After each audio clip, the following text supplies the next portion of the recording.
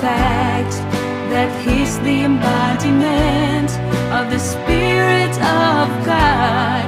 He is from the Spirit. He's the Word become flesh, so it's still faith in God's essence. We should also see truths in this way, truth that is normal human disposition, since insight and wisdom how man should act. It's what God asked of man way back at creation. That's the way lead to normal life. Does His truth bring you to live normal humanity? Is it practical? Is it timely?